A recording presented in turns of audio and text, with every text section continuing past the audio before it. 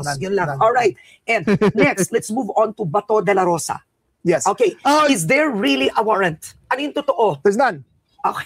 So, There's none. I'm saying there's none. None that I know of. So why all? Nako, kabahan ka, Senator Bato. Yung mga ganitong style, nakita ko na to nung January. Di ba mga kababayan? Nakita na natin nung January yung mga ganitong style. Alam na natin yan. Kaya nga, Senator Bato, pwede naman na huwag ka nang magtago. Maglibot-libot ka na lang dyan at pumunta ka sa mga police station para magulat ka na lang na baka one time arrestuhin ka na. All this, I mean... But there might be. Di ba? Magkaiba yun eh, di ba? Magkaiba yung there's Because none. he has not been showing up in the Senate. I know. For I reached out to his friends. I said, there's no warrant. Why do you have to be worried? Yeah, you did. Yes, I reached out. There's no warrant. Yeah. And he's been gone for a month. I don't know why. But there might be. No, serious na to. Well, look. And you haven't seen a warrant? The ombudsman hasn't seen a warrant? Wala. I don't know about the ombudsman. Okay. I can only speak for myself. Okay. The Philippines does not have relations with the ICI. Yeah. The ICC. The only person who is vocally who is vocally insistent that there is one is Senator Sonny Trillanes. Okay. He's the one who says that ito na. And then maybe Attorney Conti, maybe I think their warrants are about to come out. No. So I want to ask you, because you are criticized heavily for this, you and the administration, how did Duterte's warrant look like? Did you actually see it? I saw it. I saw it. Okay. I saw it. And it said there, it was a red notice issued by the ICI to effect the arrest of Rodrigo Duterte. Okay, issued by the ICC. ICC. ICI is ours. ICC. So there was. Kasi you were criticized for that. That there was a warrant? No, pro Duterte legislators were saying hindi naman naka-red notice. There was a red notice. In fact, I received it personally. Kinasuhan ka. Eto kasi, yung mga, pag pinaniwalaan nyo kasi yung mga didisit, yung mga bobo yan. Hindi, sa totoo lang mga kababayan. Di ba sinasabi nila wala namang red notice, bakit na-aresto si Tatay Digong? Ayan kita nyo, idinidiin ni Secretary John Vic Remulla, merong red notice at nakita niya ng personal yung arrest warrant ni Digong. Diba? Ngayon, ang tanong kasi dito, kung ano ba yung pagkakatulad dun sa posibleng arrest warrant ni Bato de la Rosa at ni dating Pangulong Duterte. Ano po? So ngayon, ituloy pa natin. And we have been absolved. There was a red notice. I'm 100% sure of it. It arrived at the electronic copy arrived at my cell phone at 3:30 in the morning. I informed the president at 6:30 in the morning, and the decision to arrest him was somewhere there. Okay, because if there was an arrest warrant against Bato, it would be the same. Could that be? No. No. Because the Supreme Court came out with their new rules for effecting a warrant of arrest. So with the new rules, how would it change for Bato? I think he will be given a chance to be heard in the local courts first, whether or not the warrant is valid. Okay. But I will have to check again the new rulings of the Supreme Court about effecting arrest. But one thing for sure, wala pang warrant of arrest laban kay Bato de la Rosa. Wala pa akong nakikita. Nothing has been transmitted to the DFA. Nothing has been transmitted to the DOJ. Nothing has been transmitted to the PNP. As far as that I can confirm. All right. Now, tingin ko dito medyo nag-iingat na si Secretary John Vic.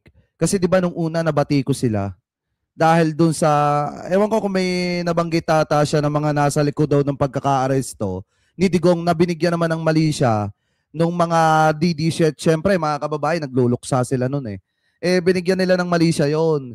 Ngayon siguro natuto na etong si Secretary John Vic at kahit nagsabi na yung kanyang kapatid na ombudsman na may warrant of arrest mga kababayan at kahit kinumpirma na rin ni Harry Roque, ngayon, iba ang sinasabi ng Secretary John Vic, wala pa talaga daw. Senator Bato, pwede ka na pala ulit lumabas Labas na ulit.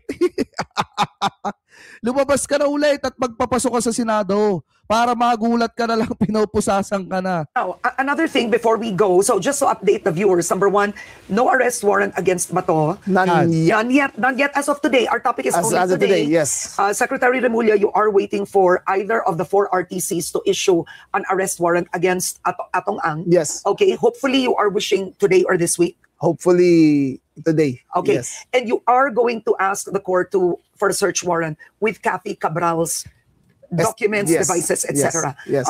So yun, ibang usapin na yun kay Cabral na yun mga kababayan. Pero maliwanag kasi dito, anytime Diba? Anytime now, pwede na po lumabas yung arrest warrant laban po dito kay Atong Ang. At pag lumabas yon, anytime din mga kababayan, pwede na po siyang arestuhin.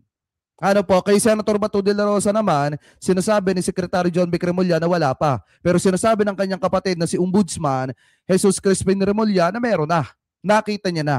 Ano po, mga kababayan. And then sinasabi rin ni Roque na meron na. So ngayon, nakakay Senator Bato de la Rosa na lamang yon kung sino yung paniniwalaan niya. Pwede naman siyang maglabas-labas, maggala-gala, lalo na at magpapasko, mga kababayan. Pwede niya pang ma-enjoy ang ilang araw na pamamalagi niya dito po sa Pilipinas. So kayo, mga kababayan, kung kayo po ang tatanungin, ano po masasabi ninyo hingil po dito sa mga sinabi ni Secretary John Vic Remulla na kung saan anytime now daw pwede na lumabas yung arrest warrant ni Atong Ang, at pag lumabas yan, alam na naman natin, mga kababayan, kung ano po yung kasunod niyan.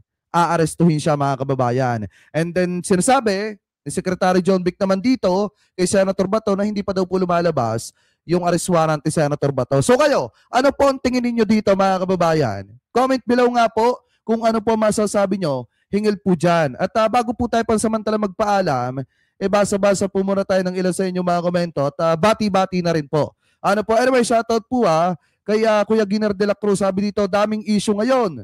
Nagkakasabay-sabay. Kaya nga po di ba? Kailan magpapasko? Saka dumadami yung mga issue, mga kababayan. Mukha atang mag-overtime tayo sa Pasko nito. Shoutout po Shoutout din kay kay My Pets and Hobbies 2. Mega love shoutout po. Kay Ma'am Dolly Babes, pakisabi kita Tatay Marcos, kay Nanay Emma, mega love shoutout. Kay Atong Ang, pet malo talaga si PBBM. Ano yun? Panahon niya, daming malalaki personalidad na maimpluwensyang nakukulong at ipapakulong pa yan. Ano yun? At may ipapakulong pa yan. Weak leader daw, DDS Garapatas. Yan ang sabi dito. Hindi, alam niyo mga kababayan, dire-diretso na to. Wala na tong atrasan yung pamumuksa ni PBBM ng gobyerno niya doon sa mga sangkot. Wala na pong hintuan yan. Dire-diretso na yan. Kahit pa ma-impluensya, dali ng dali yan. Maniwala kayo, mga kababayan. Oy, kay Ma'am Heidi, mega love shoutout at saka kay Ligaspi. Anyway, mga kababayan, siguro, hanggang dito na lamang po muna tayo at pansamantala po muna tayong magpapaalam. Pero bago po tayo pansamantala magpaalam, maraming salamat po sa lahat ng Team Replay na hindi po nakakalimutan mag-iwan ng inyong mga komento, mag-like ng ating mga video at mag-subscribe dito po sa Vengador. Maraming salamat din po sa lahat ng mga viewers na hindi po nag-i-skip ng ads, mga kababayan, dito po sa Vengador. Maraming salamat po. Ingat po kayo palagi. God bless po. Thank you po. Maraming salamat po, mga kababayan. Nga pala yung mga hindi pa nakakapag-follow dyan sa ating Facebook, baka naman. Wait, lalagay ko na rin. Ayan. Yung mga hindi pa nakakapag-follow dyan sa ating Facebook, baka naman. Follow nyo po, mga kababayan, yung ating Facebook. Yan po yung account natin. Maraming salamat po. God bless.